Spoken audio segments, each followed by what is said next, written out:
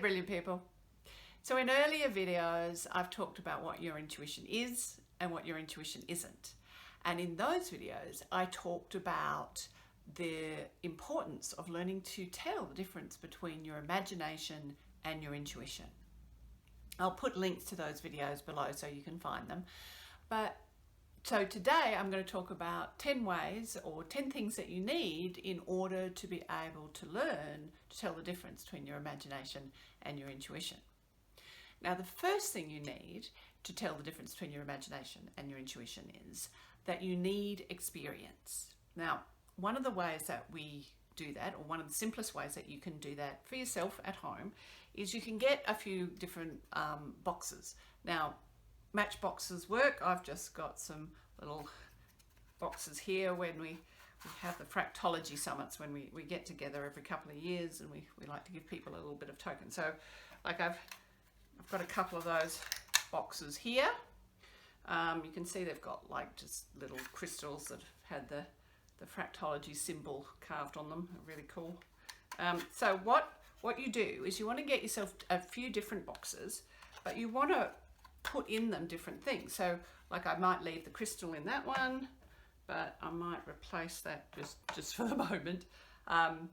This is actually one of my neighbors. She's just brilliant. She just makes all these things by hand, you know, not just jams and things, but like this is a lip balm, best lip balm ever, and she just made that. So anyway, so we could put that in there. You know, so if you get yourself some matchboxes, usually 6 is a good number. 3 or 4, you know, if you want to start off with 3 or 4, that's fine too. More than 6, it's starting to get a little bit difficult. Anyway, so what you do is you get your different boxes and then you mix them all up. It's a little bit like that game with the 3 cups, but with a twist, because you mix them up with your eyes shut. And then what you want to do is you want to actually focus on all the boxes, and you know what the little things are that's in the boxes.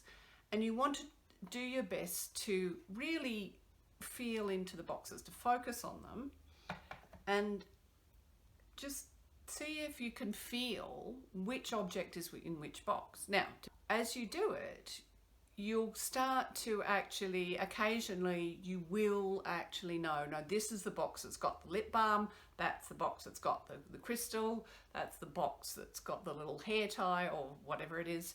So you want to keep practicing that. But what you want to do is you want to pay attention to some things. So these are the next points. Because the second thing you need in order to tell the difference between your imagination and your intuition. Now, the first thing with the boxes, that will start to give you the experience of when your intuition is talking to you, because you're creating the opportunity for your intuition to talk to you. But the second thing is self-awareness. So when you have those moments that you can know that that is the box that's got the lip balm in it. Well, what was the difference? Like, how did that feel? What was going on inside you? You know, was your head quiet, or was there a voice in your head, kind of like yourself, you know, talking to you? Like, what was going on? Because as you keep doing it, you'll, after a while, you'll notice that there will be a similar state or a similar feeling that occurs when your intuition is actually activated. And in those moments, you will just know that is the box with the lip balm. So you want to pay attention to that, because that's the second thing you need to learn to tell the difference between your imagination and your intuition. You need that little bit of self-awareness to know how it feels for you when your intuition is talking to you. Now, the third thing you need to do is actually acknowledge yourself, because whatever you acknowledge, you're going to get more of. Now, what I mean by that is that anytime that we support ourselves, that we give ourselves positive feedback, well, it makes it actually easier for us to learn. So it's like when you do get it right, when you have that moment that, yes, that is the lip balm, and yes, that is what was in that box, well, that actually helps you by acknowledging yourself. Oh, I got that right. It will help you pay more attention to that state, and it will help reinforce the fact that, Well, yeah, you are intuitive, like all the rest of us, and you're doing a good job of developing your intuition. Now, the fourth thing you need in order to know when it's your imagination and it's your intuition is you need trust. You can trust your intuition once you've given yourself the experience of it. So that's why this exercise with the boxes is so useful, because the fourth thing of being able to tell the difference between your imagination and your trust and your imagination and your intuition is that you get to be able to trust that state, that yes, that is my intuition talking to me. The fifth thing that helps you develop, activate your intuition and learn to tell the difference between your imagination and your intuition is the systems thinking that goes with intuition. Because with systems thinking, we know that it's about correcting. So it isn't about making yourself wrong, because, anything that you just beat yourself up about, it's going to make it much, much harder to learn it. So by having that systems thinking, by just working to keep correcting towards having a really strong intuition, that makes it much easier to not give yourself a hard time about the fact that, to begin with, your intuition isn't going to work so well, because it's like any other skill. When we first start to work with it, it's not so reliable. We're not so good at it. So we need to actually give ourselves the time to develop that awareness, and having that systems thinking that intuition has means that we can just acknowledge that, I'm just correcting towards that point where I am going to have that really strong intuition. Now, the sixth thing that helps you learn to differentiate between your imagination and your intuition is something that we call the soul state. You could also call it the thymus point. Some people call it the high heart. It's a point on the body. So you start here at that, it's called the sternal notch, but basically it's where your two collarbones come together. Start there, come down like a couple of inches or 5 centimeters, and you'll feel there's like a little ridge on your breastbone there. It's actually at the level of your second rib, if you want to know. So the point that we're talking about is actually just at the top of that ridge. I don't know if you can see that there. But so that point there, that is what we call the soul seat. Now, it's right over your thymus, which is part of your immune system. And what does your immune system do? It says, this is part of me, so I'm going to look after it. That's not part of me, so I'm going to get rid of that. In other words, just like your intuition, your immune system is supporting you to be who you really are. So the more that we can actually learn to tune into that point, the more that we can also use that to know when it's the difference between our imagination and our intuition. Now, I don't have the time today to go into it, but if you look in my book, there's a link to my book down below, The Soul's Brain, The Neurology and Logic of Your Intuition. There's lots of techniques there that you can actually learn to develop it. But even if you just start to focus on this point and feel how tight it's feeling, or how heavy it's feeling, or how open and light it's feeling, that will be telling you, is that working for me or not? Because it'll tell you whether your immune system is going, no, keep it away, or is going, yeah, no, that's a good thing, because that's what that point in the body actually will help you become more conscious of. And that's what your intuition is. It's actually being aware of when things are going to work for you and when they're not. Now, the seventh thing that helps you learn to distinguish between your imagination and your intuition is focus. When it's easiest to tell the difference between your imagination and your intuition is when you're really focused. Again, like with the boxes, you're very focused on figuring out which box has which little object, which has the lip balm, which has the crystal, which has whatever else. So in that focus actually helps to activate your intuition. It's just like when you're trying to achieve anything in life. The more focused you are, the easier it is to achieve it, because your whole system is then tuned into whatever your goal is or whatever it is that you're after. That's again part of that systems thinking that helps your intuition.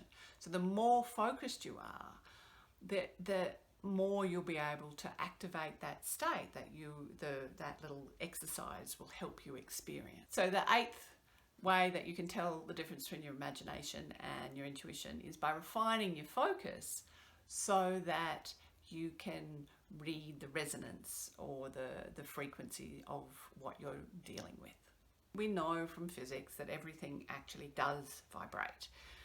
And in many ways, that's what your intuition is tuning into when it becomes really refined. So developing your focus to the point that you can start to develop an awareness of the different resonance of things, that goes such a long way, because then it's almost like reading the resonances. It's just like reading a book. And when you are reading a book and you're reading the words, well, you know it's not your imagination. Well, so it's the same thing with your intuition. Once you can read the energies, read the resonances, well, it's pretty clear it's your intuition, it's not your imagination.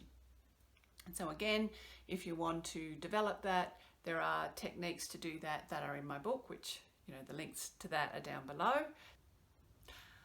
The ninth key to telling the difference between your imagination and your intuition is in understanding your emotions. Because with emotions, that is so often much more tied up with your imagination. So if you're paying attention to your emotion, see, when there's something that you're really scared of and so you don't want it to happen, or there's something that you're really excited about so you really do want it to happen, often your emotions can be so, if you like, loud, or so, the energy of your emotions can be so strong that it can get in the way of your emotions. And so many people report that their intuition is at its strongest actually when they just feel really calm. So it's the same thing as like if I said to you, the sky is blue. Well, even if right now you looked outside and the sky wasn't blue because it was either nighttime or it was overcast, or, I don't know, there was some really heavy smoggy day or something. So you would still know that the sky is blue. And it's not an emotional thing, it just is. It's that unemotional state, because you just know in the same way that you know that the sky is blue. So the more that you can understand your own emotions, the more that you'll know whether it's your imagination and your intuition. And you'll know also which emotions or which emotional state, again, is actually helping your intuition, and which emotional state is probably more connected to your imagination. Now, the 10th and final thing that helps you tell the difference between your imagination and your intuition is actually acknowledging that other people's intuition is going to be working differently from yours. So what that means is that when other people are connected to themselves, through their soul seed, when they're in that state that they know that their intuition is talking to them, well, their intuition is going to be just as reliable as, your intuition is, as long as they've developed it, of course.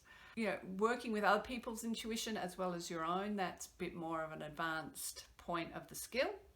But again, when you can actually understand that everybody's intuition works, but it works differently, it helps you tell the difference between your imagination and your intuition, because it supports you to not doubt your own intuition, even if somebody else's intuition is telling you something different. So there you are. There are the 10 ways you can tell the difference between your imagination and your intuition. So there are those links below to the book and to those other videos. And also, if you liked this particular video, hit that like button so I'll know that these are the kind of videos you want to hear. And also hit subscribe, because I'll be putting up these videos once a week. And until next time, choose to be brilliant.